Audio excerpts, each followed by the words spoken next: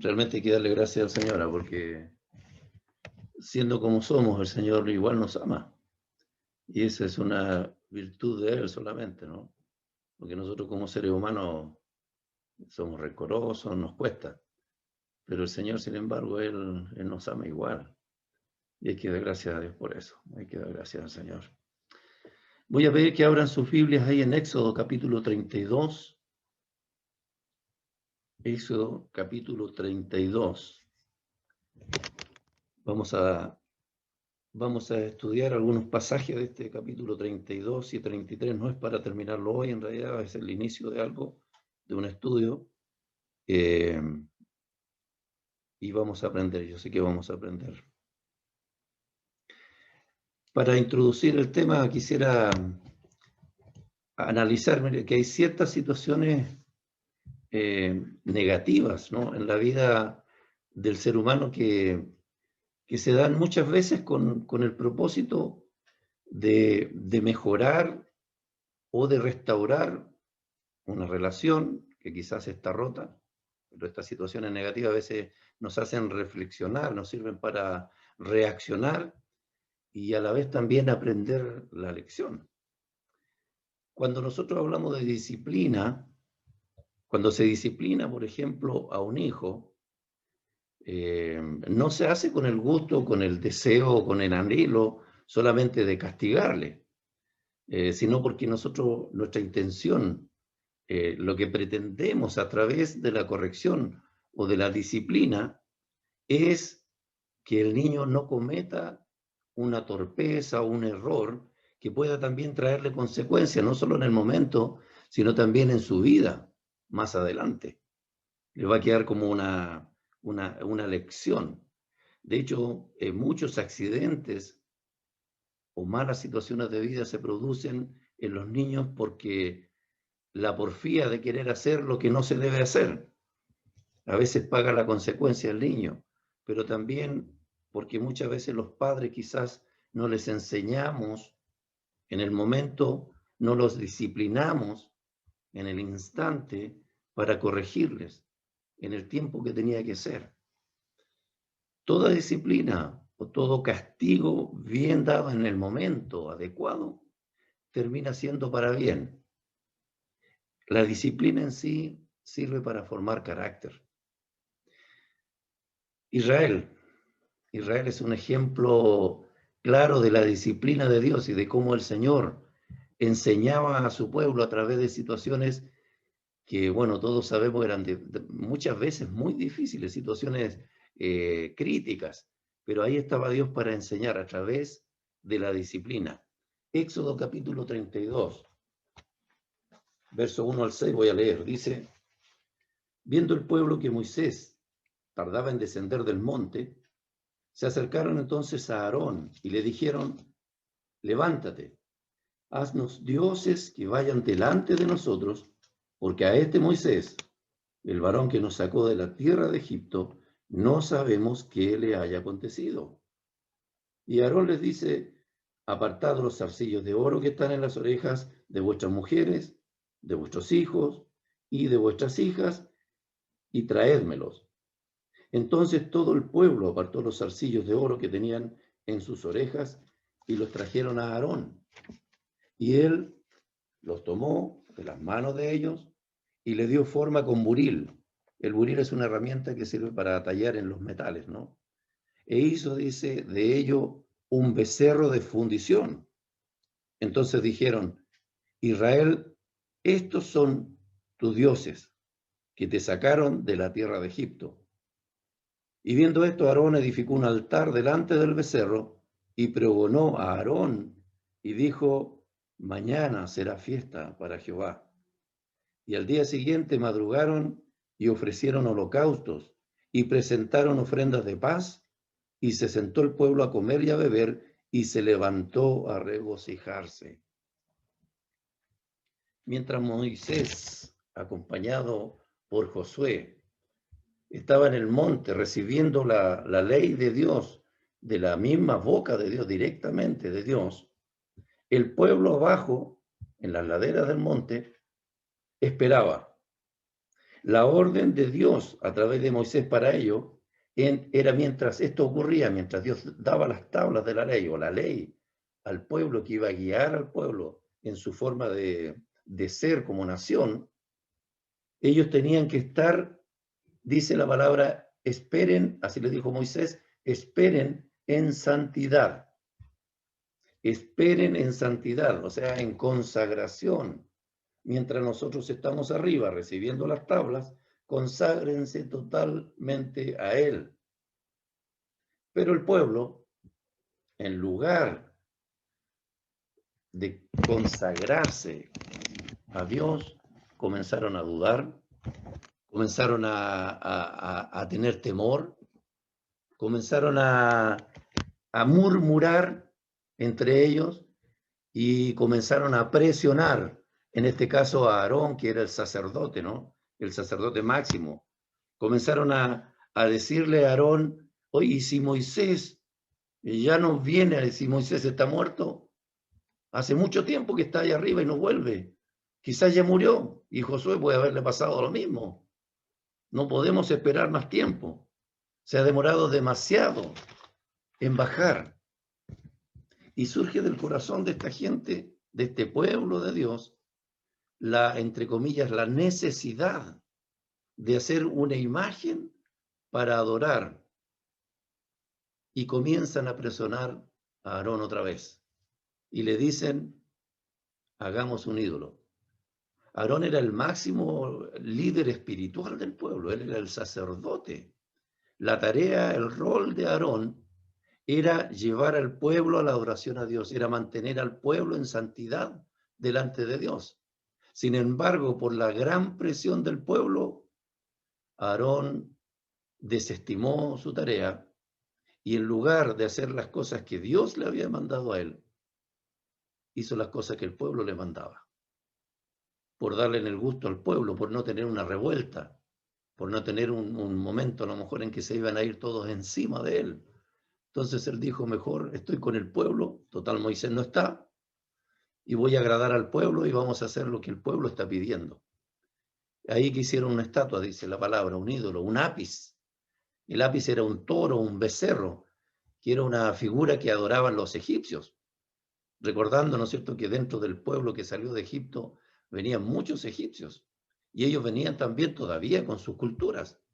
Entonces el pueblo israelita, en lugar de mantener su propia cultura, que era la cultura monoteísta, adoradores de un solo Dios, adoptaron esta cultura del pueblo egipcio, por sugerencia también seguramente de los egipcios, e hicieron un becerro, un toro, una escultura idolátrica egipcia. Y uno comienza a ver de inmediato, ¿no?, cuántos errores, cuántas malas decisiones juntas en un poco de tiempo, en un corto tiempo. Primero, no supieron esperar en sus líderes, no supieron esperar lo que Dios tenía para ellos. Falta de confianza en su líder y en Dios. En segundo lugar, cayeron otra vez en idolatría, construyendo este ídolo. Como les decía, siendo ellos un pueblo adorador, un pueblo monoteísta, que adoraban a un solo Dios.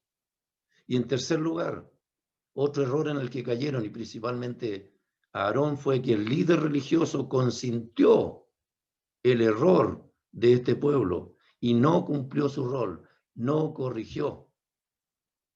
Que en un momento después, más adelante, ¿no?, cuando Moisés vuelve, él va a tener que dar cuenta de esto. Error tras error. Y están mal delante de Dios.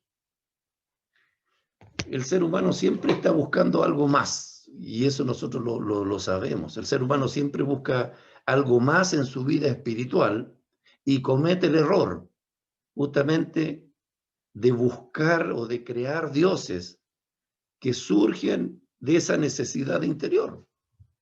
Dioses que puedan suplir sus necesidades, suplir su vacío, ese vacío en el alma. El único que suple y cubre el vacío es Dios, el creador, en el ser humano. Pero el hombre busca otras alternativas. Cuando nosotros buscamos a Dios, Dios nos llena. No necesitamos esos, entre comillas, dioses. Dios es todo, en todo para nosotros, cuando creemos en Él. De esta necesidad en el ser humano es que surgen también tantas filosofías hoy en día, tantos pensamientos que buscan justamente llenar esta necesidad, la filosofía, incluso la ciencia. Muchas personas entonces quieren a través de estos medios que consideran aferrarse a esto y encontrar respuestas. Y por eso también que es urgente, y ha sido urgente, ¿no?, en la historia de la humanidad, la necesidad de que existan personas que entreguen la verdad. Nosotros tenemos esa función como cristianos. Nuestra función es llevar la verdad para corregir, dando a conocer el verdadero Dios. Y es importante por eso también tener clara nuestra fe, nuestros principios, nuestras bases, porque también esto es una tarea sacerdotal. No podemos callar lo que nosotros conocemos. Luego de construir el pueblo, de construir este ídolo, que como dice la palabra, lo hicieron con todas las joyas, con todo lo más preciado que ellos tenían, lo de más valor, ellos lo ofrecieron. Miren, cuando hay una motivación, y esto quizás es positivo dentro de lo negativo, pero mal guiado, ¿no? Porque cuando hay una motivación, se es capaz de entregar lo más preciado. Y es lo que hizo el pueblo. Porque ellos veían que esto les iba a servir a ellos mismos para suplir esa necesidad en su ser, ¿no?, interior, dejando a un lado a Dios. Y lamentablemente en este episodio la motivación es errada. Estaban dedicando lo mejor para aquella fe en la cual ellos habían puesto su vida. La motivación errada.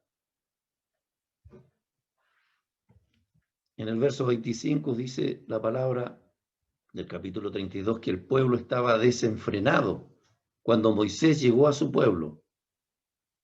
Cuando Moisés bajó, esperaba ver al pueblo adorando, alabando, clamando a Dios en oración, pero vio un cuadro totalmente distinto. Él esperaba consagrar al pueblo. Él esperaba entregar las tablas que las traía con mucho cuidado, con mucho amor, para decirle al pueblo, esto es lo que Dios quiere para nosotros. Pero cuando vio al pueblo enredado en su falta de fe, en su falta de confianza, le dio pena y enojo también seguramente en su corazón. Cuando vio este cuadro tan terrible, tan desanimoso, ¿no?, para él. Habían caído en un estado moral totalmente equivocado, bajo, por causa de esto, el desenfreno en su vida, orgía y locura. Eso es lo que practicó el pueblo mientras Moisés estuvo arriba, en lugar de consagración y santidad. Muchos hombres no se quisieron humillar y menos reconocer su error. Cuando Moisés, la autoridad que Dios había puesto, les habla en el verso 26, y lo voy a leer.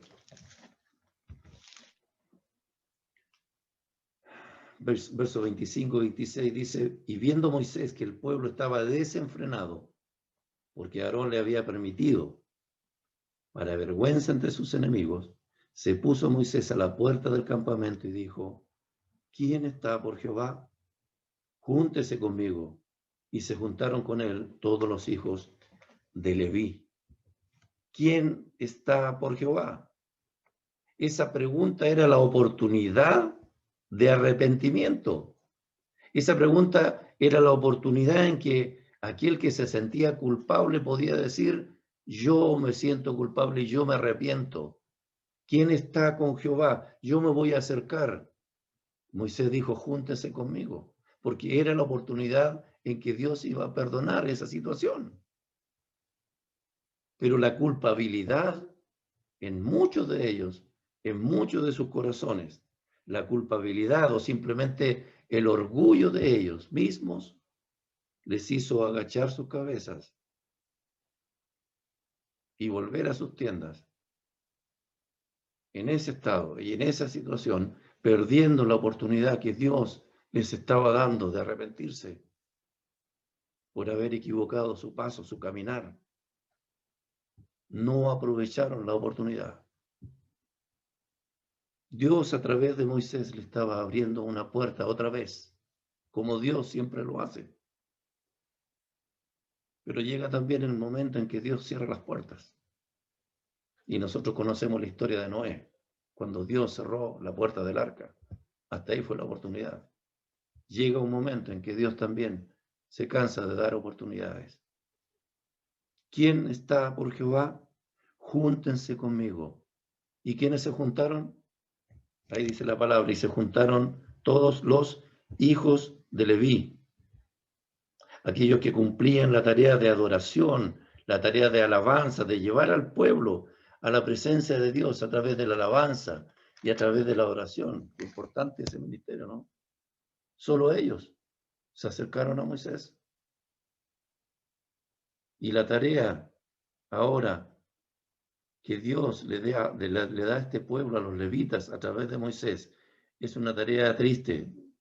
En el capítulo ahí, en los versículos que siguen más adelante, es una tarea casi diríamos cruel. Vayan con su espada, lista, cuando dice puesta el muslo, ¿no es cierto?, preparada, desenvainada, y maten. Vayan puerta a puerta y maten a su hermano, a su amigo o a su pariente, porque todos aquellos habían caído en la murmuración, en la desobediencia, en la rebeldía y en la idolatría, y eso a Dios no le agrada.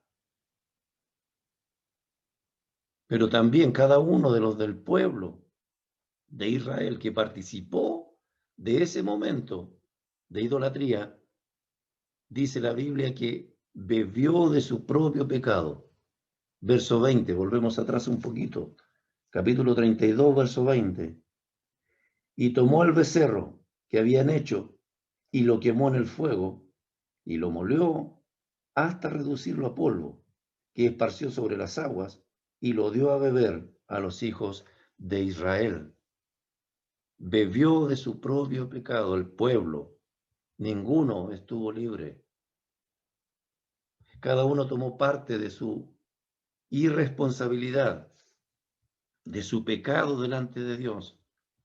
Dios quería corregir, Dios quería enseñar, y ninguno de nosotros al ver esto y al escuchar esta historia, ninguno de nosotros podría criticar o juzgar el juicio de Dios, porque Dios es Dios.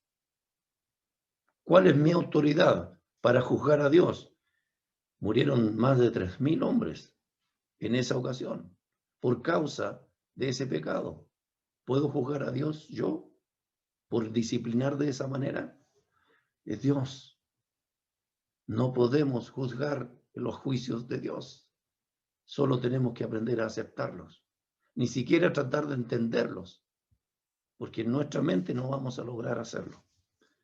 No podemos, no tenemos la capacidad, humanamente pensando, en que podemos entender también los juicios de Dios. No tenemos autoridad. Pero esto no quedó ahí. Dios les amaba aún amaba a su pueblo, a pesar de toda esta situación, a pesar de este castigo, que tenía un propósito, y que era justamente, como decíamos al principio, disciplinar, corregir. Lo que ellos hicieron, no lo volverían a hacer, no deberían volver a hacerlo sus descendientes. Dios les amaba y esperaba una restitución de su pueblo delante de él, delante de Dios. Y por eso es que una vez más, Dios llama a Moisés otra vez y le dice que vuelva a subir al monte para dar nuevas tablas de la ley. Todo de nuevo. Porque anteriormente Moisés, en su celo por las cosas de Dios, y cuando él vio al pueblo en ese desenfreno, la palabra dice que él tiró las tablas y las destruyó. El pueblo no se las merece. En muchas ocasiones nosotros preguntamos, esto, bueno, el capítulo 32 del verso 30 al 35, después está la nueva oportunidad, no la vamos a ver hoy. En muchas ocasiones para reflexionar, nosotros preguntamos, ¿por qué me sucede esto? En muchas ocasiones quizás decimos, ¿pero qué hice? ¿O qué estoy haciendo tan mal para merecer lo que me está pasando? Dios, ¿por qué me castigas? Preguntas que vienen a nuestra mente. Yo creo que a cualquiera de nosotros nos ha sucedido en momentos, ¿no? Hay muchas cosas que Dios demanda de sus hijos. Dios demanda de sus hijos, de la vida de nosotros como cristianos. Hay muchas demandas. Y quizás, tal vez no, hay algunas que no estamos cumpliendo. Dios pide en primer lugar llevar una vida santa. Y ya esa palabra, ya esa idea, ya ese principio es tremendo, es inmenso. Llevar una vida en santidad, apartado para Dios en todo mi ser, todo mi ambiente, todo lo que soy yo, apartado para Él. ¿Estoy cumpliendo con eso? Viviendo en santidad, buscar que cada área de mi vida, de nuestras vidas, sea apartada para Él. Eso es vivir en santidad. No es una palabra tan sencilla, ¿no? Es muy profunda. ¿Estamos cumpliendo? Esto involucra nuestro testimonio de vida, las cosas que decimos, nuestras palabras, nuestro carácter. Uf, nuestro carácter.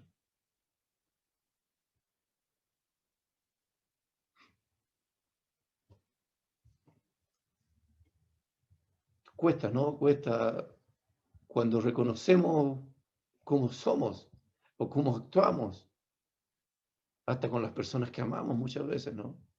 Nuestro carácter nos juega muy feo. Y Dios tiene que trabajar ahí. Y pide Dios esto, que nuestro carácter también sea en santidad delante de Él, grato delante de Él y con los demás. Cuando fallamos en estas cosas, en alguna de estas situaciones, entonces recibimos consecuencias que no son gratas por nuestras reacciones, por nuestra forma de decir las cosas. Es como estar bebiendo de nuestro error. Es como estar bebiendo de nuestros errores, de nuestro propio pecado, de nuestras malas decisiones. Pero Dios, el pero, miren qué importantes son los peros en la Biblia. Porque los peros de Dios son oportunidades nuevas para nosotros. Son nuevas oportunidades que Dios nos da para cambiar aquellas actitudes. Dios, en su amor, en su misericordia, nos da nuevas oportunidades para arrepentirnos. Y nos pregunta, ¿quién está por Jehová? ¿Quién está por Jehová? Júntense conmigo, vengan a mí, acérquense a mí, búsquenme a mí. Nuevas oportunidades de Dios cuando le hemos fallado, cuando estamos fallando en algún área de nuestra vida. Quiero destacar 4 lecciones que he aprendido hoy con la palabra. Lo primero es, necesitamos ser corregidos. Necesitamos la corrección de Dios. ¿Y saben por qué? Porque Dios nos ama. Porque Dios nos ama. Preocupémonos cuando no sintamos la corrección del Señor. Ahí hay que preocuparse. Hebreos 12:6 dice que porque Dios corrige y castiga a todo aquel que ama y que considera a su hijo. Cuando nos corrige Dios es porque somos sus hijos y Él muestra su amor. aún en esa disciplina. Proverbios 3:27, porque Jehová al que ama, castiga, como el padre al hijo a quien quiere. Y Dios no es como el papá humano, como somos nosotros. Él es perfecto. Y si nos corrige, es porque hay algo que tiene que ser corregido. En segundo lugar, aprendamos a esperar en Dios las respuestas a nuestras necesidades. Confianza en Dios es la clave en la fe que nosotros profesamos. La confianza en Dios.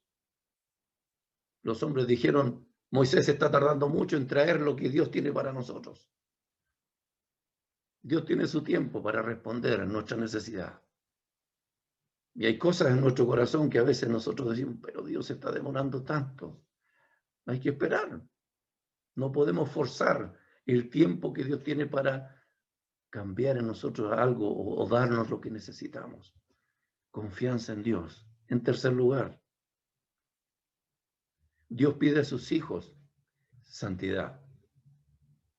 En la espera que Él venga en su segunda venida, cuando venga a buscar a su iglesia, Dios pide santidad. En el tiempo de prueba, Dios pide santidad. En el tiempo de la aflicción, Dios pide santidad. En todo tiempo, Dios pide santidad. Y en cuarto lugar, Dios siempre nos llama a venir a Él, solo a Él. El pueblo buscó un ídolo porque necesitaban ver, necesitaban tocar. El hombre necesita eso, busca ver, tocar, buscar la base de dónde fue, el porqué de las cosas. No se conforma con creer, porque esa es la diferencia en el cristiano, ¿no? La fe. Nosotros no buscamos en filosofías las respuestas a nuestras necesidades, que hay muchas. Hoy se habla de filosofías nuevas, pero eso es una mentira, porque la verdad las filosofías están basadas todas en cosas que vienen de años y años. Solamente las camuflan distintas, las barnizan de nuevo, nada más. Pero son filosofías que ya están en tiempos, desde que está la iglesia y antes. Buscan la gente a veces en religiones, tratando de suplir su necesidad. Tampoco eso es correcto. O por último, muchos buscan en las ciencias, encontrar, suplir. Ahí buscan, hacen su ídolo, crean su ídolo. Tal vez nosotros no tenemos un ápice, un toro, un becerro en nuestro hogar, en nuestra casa, pero quizás a veces caemos en poner nuestra confianza o en el dinero o quizás también en la medicina. A veces decimos, no, si la medicina va a ayudar porque estamos orando por esta persona para sanidad, pero a lo mejor la medicina primero es Dios. Dios va a usar, si es necesario, si Él quisiera, al médico, la medicina, lo que quiera, pero si no, no lo usa y Él lo puede hacer igual, porque Él es Dios. Ahí está nuestra confianza. Dios nos llama a venir a Él, porque todas estas otras cosas nos hacen desviarnos del llamado del Señor. Júntense conmigo. Júntense conmigo. Primero, siempre Dios, mis planes, mis anhelos, todo siempre Dios. Traer a Él todo, juntarse a Él siempre. Suple, llena y cambia nuestras vidas. El estar en Dios.